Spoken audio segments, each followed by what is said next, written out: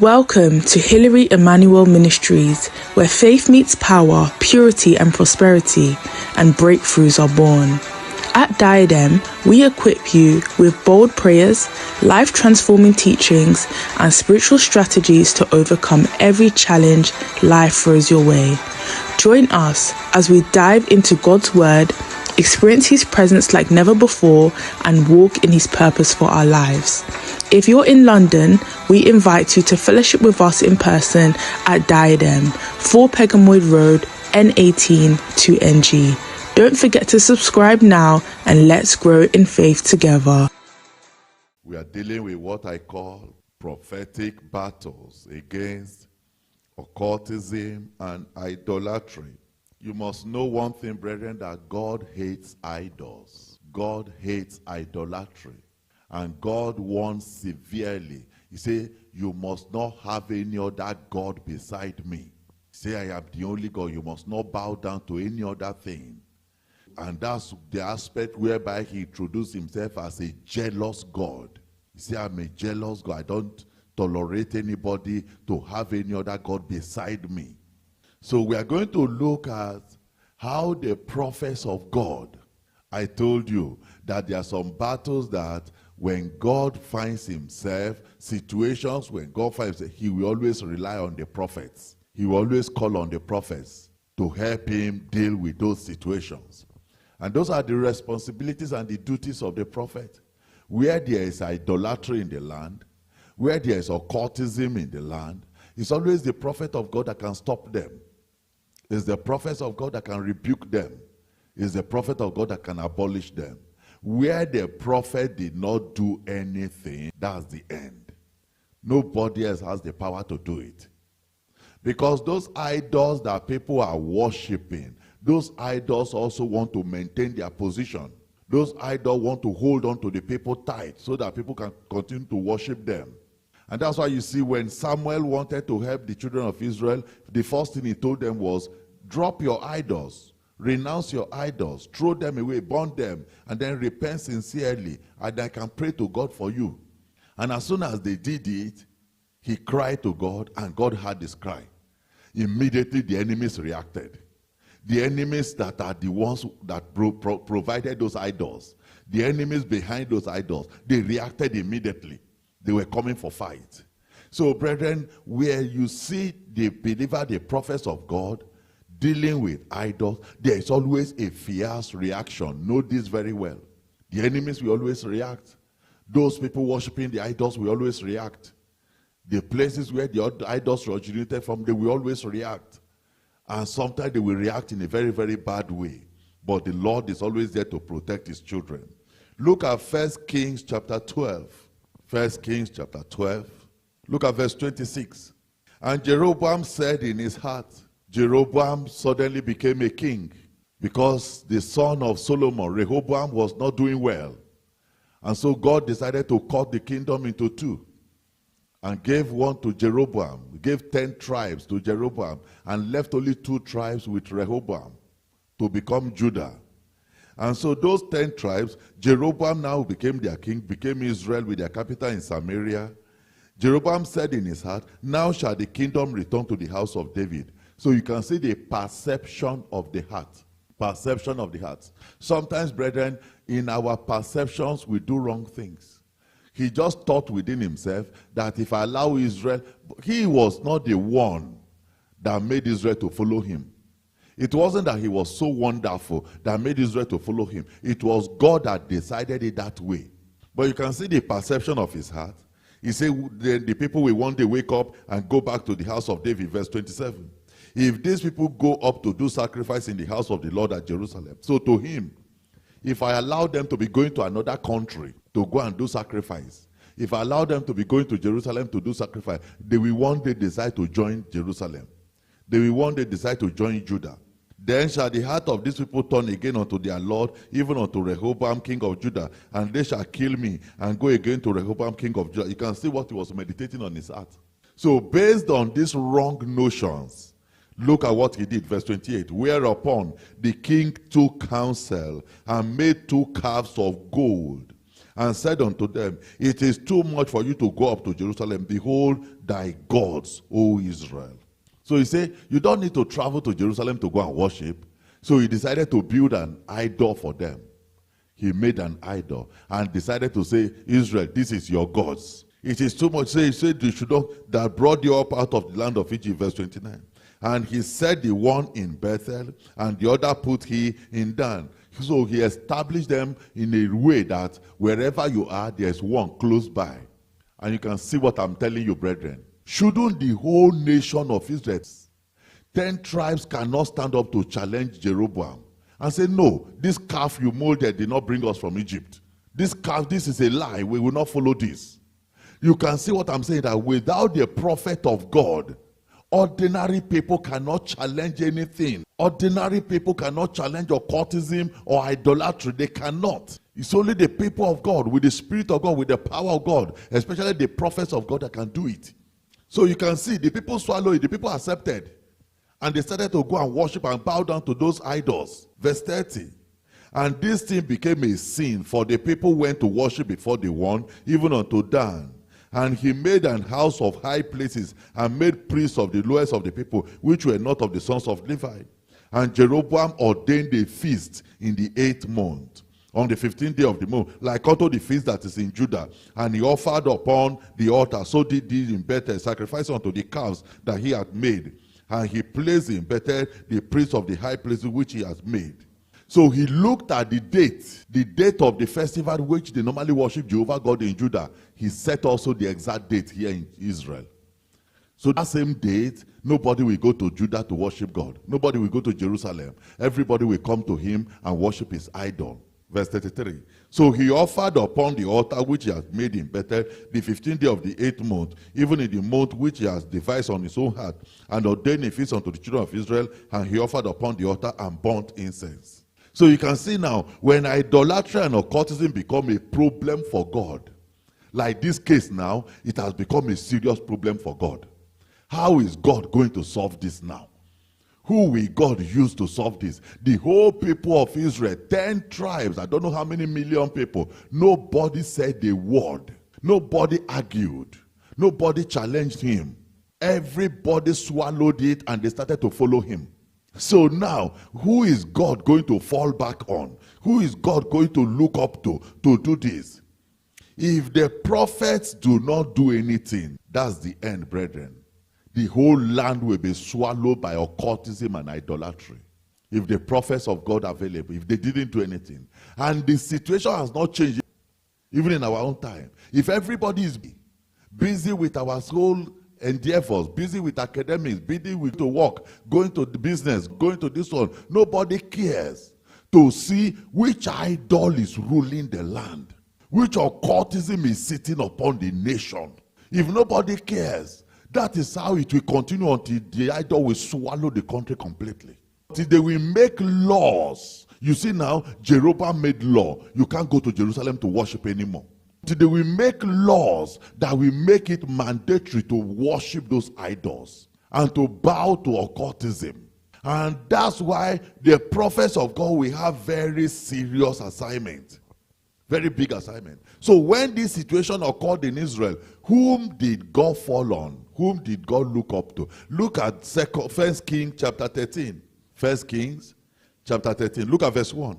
And behold, there came a man of God out of Judah by the word of the Lord unto Bethel. So God located a young man, a prophet of God, and sent him all the way from Judah. Do you see what I'm saying, brethren?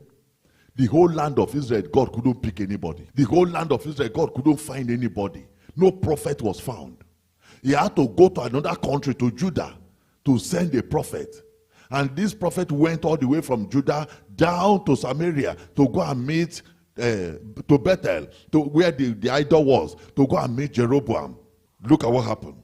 And Jeroboam stood by the altar to burn incense. And he cried against the altar in the word of the Lord. That's how prophets operate. That's the operation of prophets. So this prophet cried against the altar in the name of the Lord. What did he say? He said, "O altar, altar, Thus saith the Lord, behold, a child shall be born unto the house of David, Josiah by name, and upon thee shall he offer the priests of the high places that burn incense upon thee. And men's bones shall be burnt upon thee. So he started to prophesy against the altar. And prophesying against the altar is prophesying against the idol itself. He started to speak against the idol itself. Brethren, this is the duty of the prophets of God. This is the duty of the prophets of God. It reminds me when I was in the university, one day I came home to the village. And when I got home, because in my place you see everybody has idols. They build houses for the idols. And I just went to the front of the idol in the front of our house. And I looked at the idol. My spirit was aroused. And I spoke to the idol. I say, oh idol, the person that put you here shall burn you with his own hand. And I just said that and I left. One day I came home and they were saying they are waiting for one reverend father. I said, Reverend Father, for what?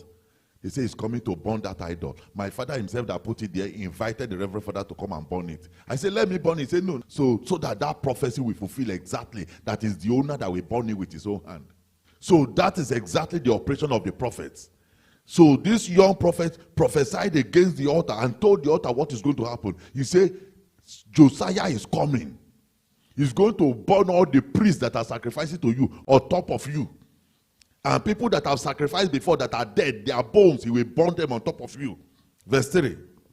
And he gave a sign the same day, saying, this is the sign which the Lord has spoken. Behold, the altar shall be rent, and the ashes that are upon it shall be poured out. So he gave them a sign. He said, something is going to happen here today. He said, this altar is going to tear in pieces, and the ashes on the top of it will pour away. And it came to pass, look at what I'm saying, brethren. And it came to pass when King Jeroboam heard the saying of the man of God, which has cried against the altar in Bethel, that he put forth his hand from the altar, saying, lay hold on him. I told you there will be reaction. There will be reaction. When you begin to destroy idols by prayers, the worshippers of those idols will fight back. They will react. When you begin to destroy occultism, the owners and the worshippers and the beneficiaries of those occultism, they will fight back. You see Jeroboam now, he stretched his hand. He said, lay hold. He said, grab him, arrest him. And his hand, which he put forth against him, dried up. The hand dried up. And that is how every hand that shall stretch against us because of this prayer, that's how they will all dry up. In the name of Jesus. So the hand dried up from the altar, so that he could not pull it in again to him. Verse 5. The altar also was rent, the altar break, and the ashes poured out from the altar, according to the sign which the man of God has given by the word of the Lord. And the king, take note of this, and the king answered and said unto the man of God, entreat now the face of the Lord thy God, and pray for me, that my hand may be restored me again. He said, because now they have fought the first round and he has received the impact. He said, please forgive me. That's where Christianity, some Christians are very foolish. Don't forgive stupidly. Did you hear what I say? He said, and beg God for me so that my hand can be restored. Is it me that did your hand? Is it not you that put forth your hand and to fight? Do I know what happened to your hand? Instead of the young man to walk away, he was there praying for the king. And the man of God besought the Lord, and the king's hand was restored him again. And it became as it was before. Verse 7. And the king said unto the man of God, come home with me and refresh yourself. When did that start? When did they become friends? This is always their strategy. When they try to fight with you and they cannot, they want to make friends with you. But whether they make friends with you or they fight with you, the same agenda is the same thing. They want to destroy you. Was he inviting that man to house to come and refresh himself because he loved him? No. So that he can destroy him. He said, come and refresh yourself, and I will give thee a reward for what? And the man of God said unto the king, if thou wilt give me half of thy house, I will not go with thee, neither will I eat bread or drink water in this place. For so was he charged me by the word of, he didn't need to tell him all these things. Saying, eat no bread or drink no water, or turn again by the way that thou comest. Because of one, he was young and naive. So he went another way and returned not by the way that he came to Bethel. Now, verse 11, take note. Now, there dwelt an old prophet in Bethel. This old prophet was there, but all of them have become accomplices of idolatry, accomplices of occultism. They are the enablers that were there helping Jeroboam against Jehovah God. An old backsliding prophet that have become prophets of idolatry, prophets of occultism. You know, it's a mystery, brethren. If you see the setup of occultism today in our modern days, you will see that pastors are also there. You see that reverends are also members. You see people in the church also having high position in occultism. You begin to wonder, how did they get there? It's the same system from the old time. You can see this old prophet is on the side of Jeroboam. On the side of Jeroboam. He loved what Jeroboam was doing. Possibly, brethren, who knows? Maybe he was on the payroll of Jeroboam. Maybe Jeroboam was the one paying him. So this old prophet, in verse 11, and his son came and told him all the works that the man of God has done that day in Bethel. The word which he has spoken to the king, and them they told also to their father. And their father said unto them, what way went he? For his son has said, the man of God went, which came from Judah. And he said unto him, so saddle me an ass. So they saddled him an ass, and he rode thereon. And he pursued after that young man. He pursued after him, used all his capabilities and deception, and all lies to kill him. Did everything to kill him. Why? So that nobody will dare challenge their idolatry in that land. So that nobody will dare challenge their occultism in that land. How was he able to succeed and prosper? He told the young prophet, I'm also a prophet like you. So that one immediately trusted him and fell for his lies. And he deceived him and killed him. So, brethren, I'm showing you so that you understand how darkness, the idolaters, and all the whole occultists, how they react each time you want to touch them. How they react. They want to maintain the status quo. They don't want anything to change from what they have set up. Even though this old prophet knew that what that young prophet came to do was the work of God. He knew that all the prophecies were real and true, genuine from God. He still made sure they killed that young man. I'm showing you now, when occultism, when idolatry has eaten a land deep, if God wants to do anything, it's only the prophet that can do it. Ezekiel chapter 8, look at verse 1.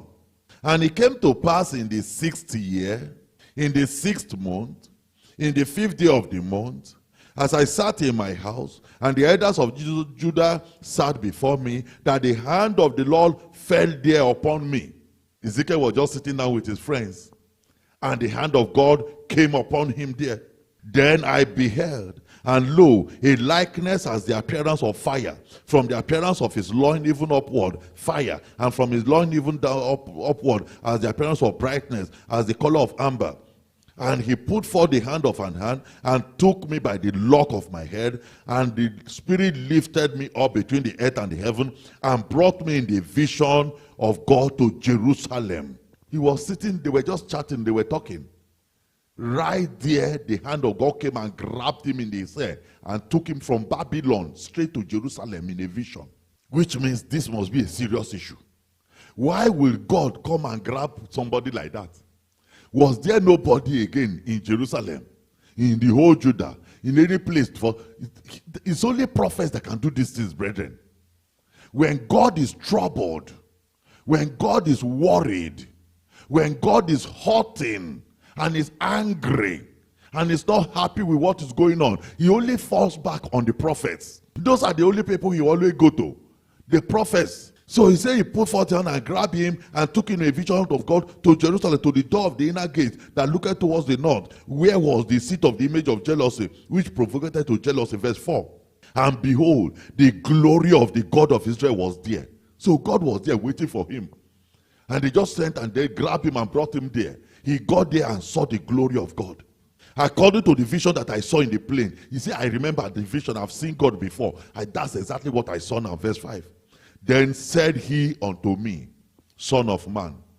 So God just brought him And they took him to where God wanted to show him something. He said, son of man, lift up thy eyes now the way towards the north. He said, look towards north. So I lifted up my eyes the way towards the north, and behold, northward at the gate of the altar, this image of jealousy in the entry. He said he saw the image of jealousy. Verse 6. He said furthermore unto me, son of man, seest thou what they do? Can you imagine, brethren, that people are provoking God? People are doing things that God doesn't like, and he can only report to prophets. It's only prophet he can report to. Why? They are the only one that can do something. They are the only one that can effect a change. Otherwise, that thing will continue forever. If the prophets of God fail, if the prophets do not do anything, brethren, nothing will change. Nothing. So he said, he started to report to the prophet. This is Jehovah God. He says, seest thou what they do, even the great abomination that the house of Israel committed here? Why was God affected? He said, they are doing it so that I should go far away from my sanctuary. He said, they are doing it to drive me away from the sanctuary. Do you see what they are doing inside the temple? To drive me away. He said, but turn thee yet again, and thou shalt see greater abomination. He said, you have not seen anything yet. He said, turn, I will show you greater things. Verse 7. And he brought me to the door of the court. And when I looked, behold, a hole in the wall. Then said he unto me, son of man, dig now in the wall. He said, dig. There's a hole there. Dig that hole. Dig that hole. You see something. And when I had digged in the wall, behold, a door. He said, I saw a door. And he said unto me, go inside. Go, let me show you something. And behold, the wicked abominations that they do here, inside the temple in Jerusalem. He said, do you see what they are doing? Do you see what drove me away from Israel? This is what drove me away from the temple. Verse 10. So I went in. Look at what he saw when he went in. So I went in and saw, and behold, every form of creeping things. Snake, scorpion, all kinds of crocodile, all creeping things. And all kinds of abominable beasts. And all the idols of the house of Israel, all of them were portrayed upon the wall round about. Verse 11. And there stood before them 70 men of the ancient of the house of Israel. And in the midst of them stood Jazaniah, the son of, you recognize somebody there. You recognize somebody, called the name and his father's name. He said, I saw in their center Jezaniah the son of Shaphan, with every man his censer in his hand, and a thick cloud of incense they were sacrificing. So it's a mingle of both idolatry and occultism going on. They had all the, and verse 12, then said he unto me, Isaiah was not, is God just reporting him, showing him everything. Then said he unto, son of man, hast thou seen what the ancients of the house of Israel do in where? They do it in the dark. Do you know ordinary people in the street don't know what's going on? Do you know, brethren, that occultism can be going on, idolatry can be going on around you and you will not know?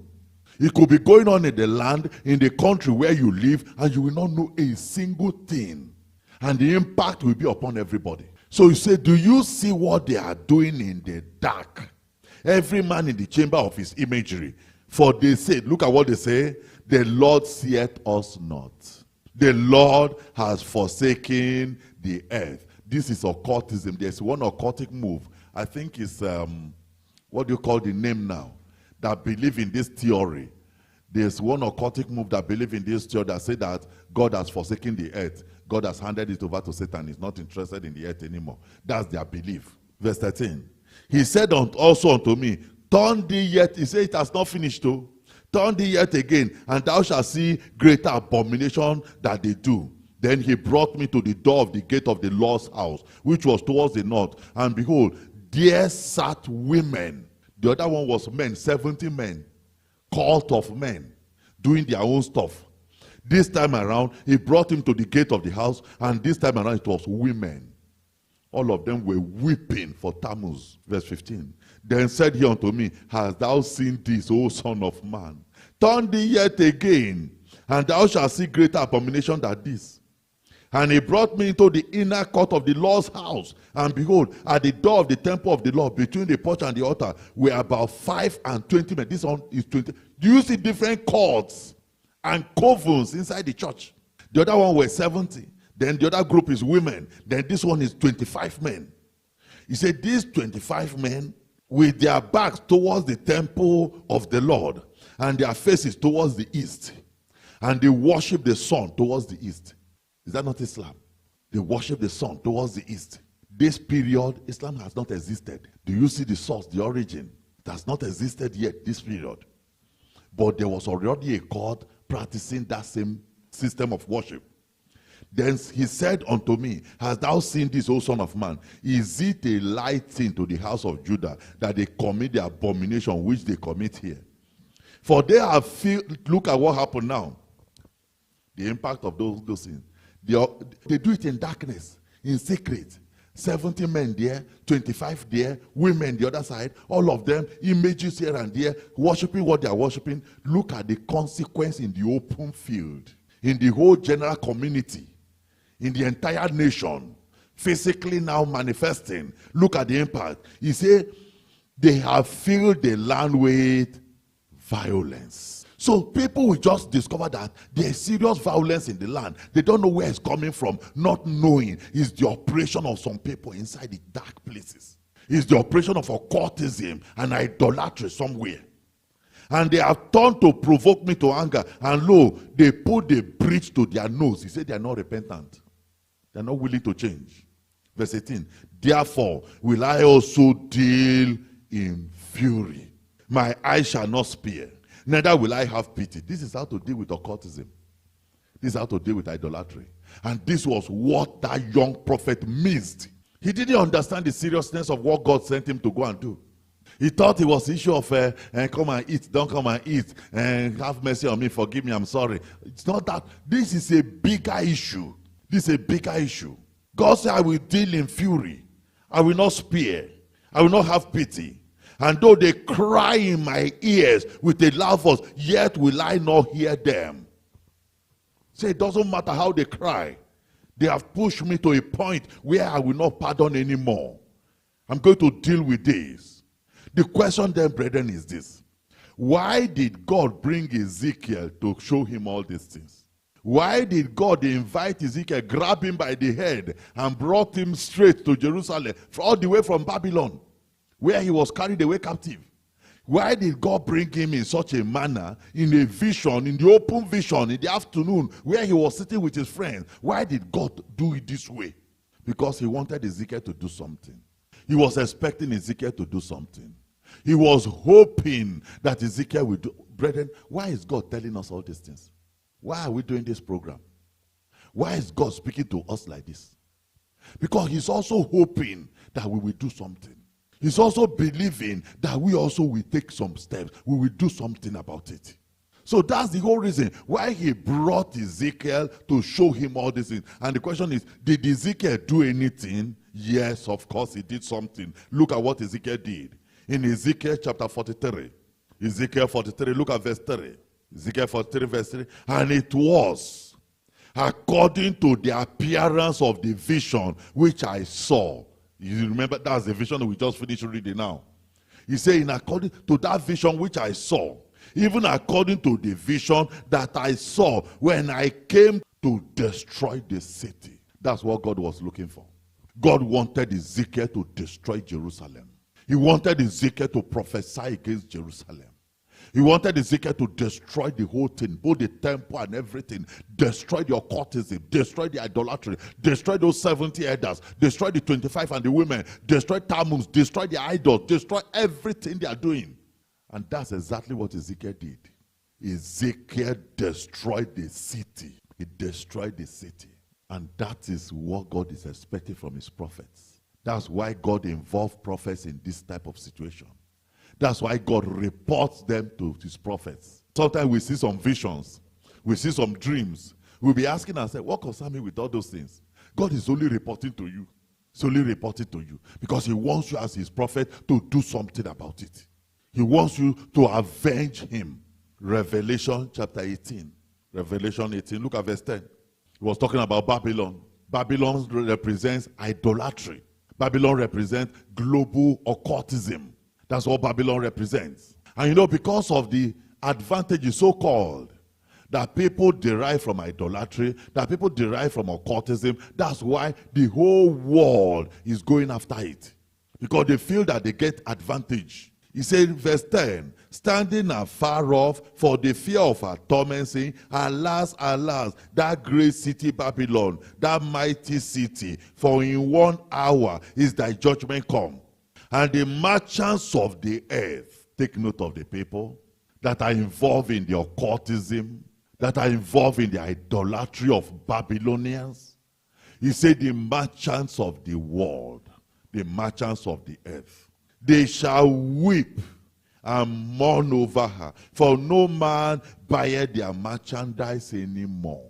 People that do business, but they cannot do clean business. They cannot do straight business. They do business based on idols. They have idols that are backing their businesses up. They join occultism so that they can do business and succeed. People that cannot play fair games, that cannot do anything straight, that need the help of Satan, the help of idols, the help of occultism to be able to succeed in anything. The Bible calls them the merchants of the earth. They are the one weeping.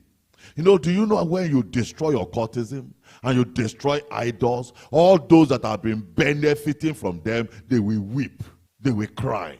Verse 12, the merchandise of gold, the merchandise of silver, precious stones, pearls, fine linen, purple, silk, scarlet, and all tine wood, and all manner of vessels of ivory, and all manner of vessels of most precious wood, and the brass, and iron, and marble, and cinnamon, and odors, and ointments, and frankincense, and wine, and oil, and fine flowers, and wheat, and beasts, and sheep, and horses, and chariots, and slaves, and the souls of men.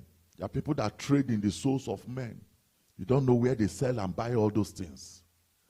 But that's their merchandise. That's what they sell. That's what they buy. And they have to be members of a cult. They have to worship idols to do all those trade. See, these are the categories of people. Verse 14. And the fruit that thy soul lusted after are departed from thee, and all things which were dainty and goodly are departed from thee, and thou shalt find them no more at all. Verse 15. The merchants of these things, which were made rich by her. Do you see why people are going into occultism? Riches, riches. People are worshiping idols, riches.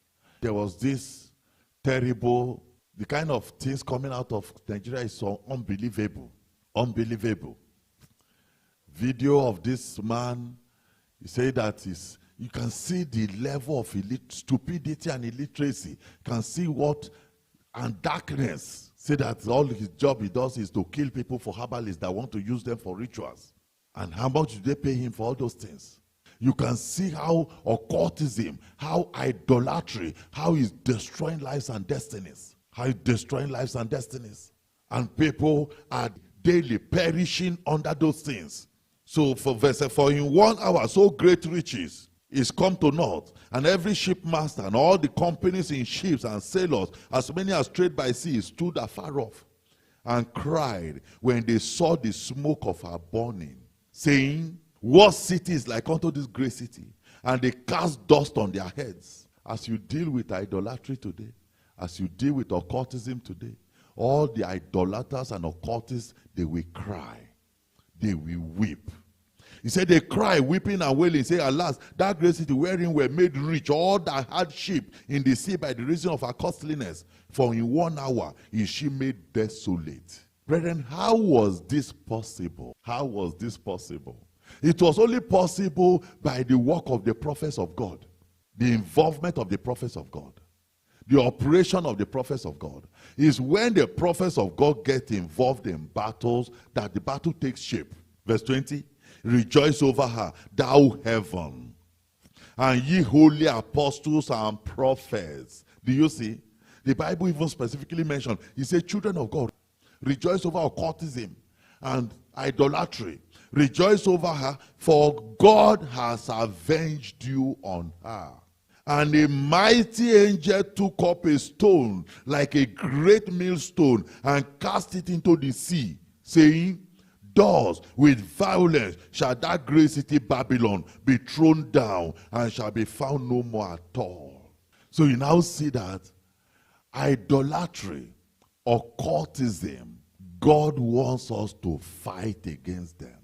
God wants us to desolate them. The condition of this earth, the way it is today, they are the root cause of it. Look at the way people are being slaughtered on a daily basis upon this earth. What are they looking for? Money, power, position, advantage. And the more blood they shed, the more problem they bring upon innocent people.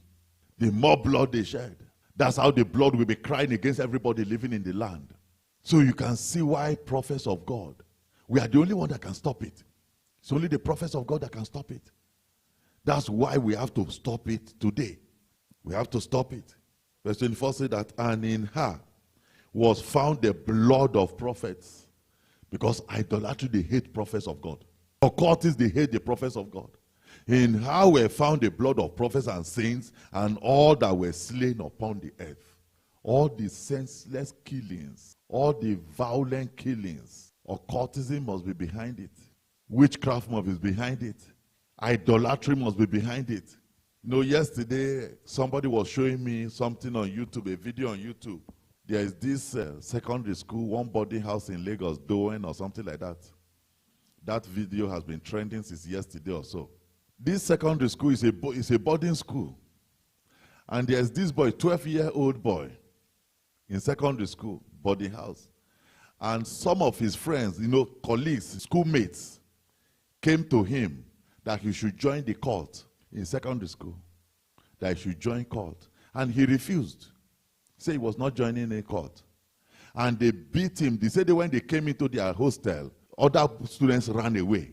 So they beat him heavily. 5 of them beat him, and after beating him, they forced poison into his mouth. They forced him to drink some poisonous chemical. And he was in pain, dying, literally, until he died. And of course, immediately, the school, because everything was still sketchy yesterday when the thing came up on YouTube, the school immediately will defend everything. The school will defend everything. Because that's the typical pattern of occultism.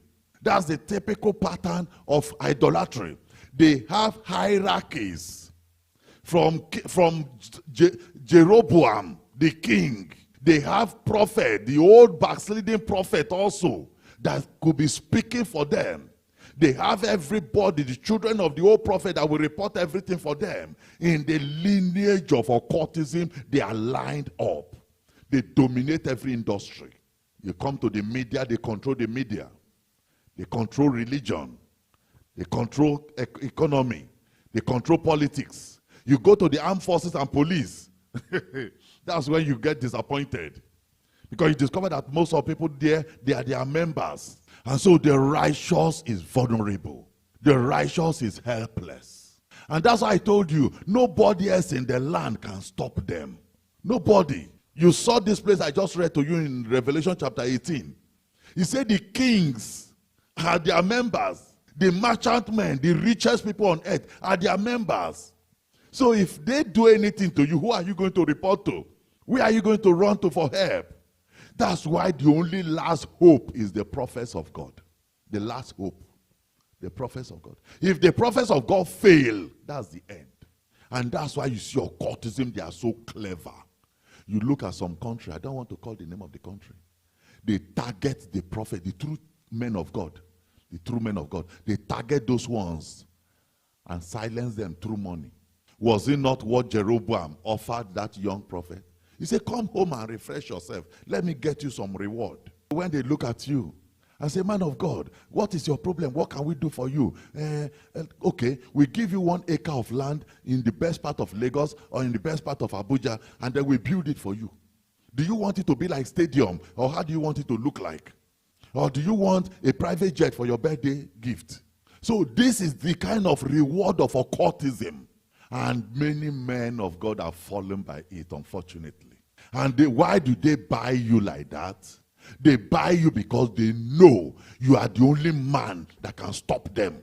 And the moment they are able to buy you off, and they kill you spiritually, they kill the power of prophecy in you, they kill your capabilities and everything, that's the end. The whole country is lost in their hand. Nobody else can challenge them. Nobody. Any person, all this one, you see some boys endangering their life, coming and rioting, and they will just kill you for nothing's sake. Nobody will ask any question. They control the judiciary. They control the police. They control everything, the whole system. And so the only hope, brethren, is the prophets of God. The prophets of God. They are the only one that can stand up and go and meet Ahab and say, you have killed Naboth now, and you have taken the land at the vineyard. The same place that dog licked the blood of Naboth, that's where dog will lick your own blood. It's only prophets that can dare to do such a thing. It's only prophets. If any other person tries it in the land, they will slaughter that person. And that's why, brethren, we cannot fail God. We cannot. They will be after us, so no doubt, but don't fear. Their hands will dry up. They will hate us, they will do everything against us, but they cannot stop us. Prophets, do you know when they told Jesus Christ, they say, Herod will kill you. He said, go and tell that fox. He said, prophet can never cease in the land. Doesn't matter how you hate prophets, there will always be a prophet. The prophet might not know too many things. The prophet might not be too wonderfully gifted. They might not even understand some spiritual things. But the presence of God is with them. And whatsoever they decree, whatsoever they do, the Lord will establish it. And so we are the last hope of humanity. Of humanity. Look at the whole earth. Look at the whole earth. Which country will you pick and say this one is the best country? Not one single one. The way somebody put it, say every country has its own demon. Different demon biting, destroy different countries in their own way. It's only the prophet of God that can kill those demons. And one of those demons is occultism and idolatry. And that's what we want to fight against today. Let's stand up. And let's begin to yield ourselves again unto the Lord.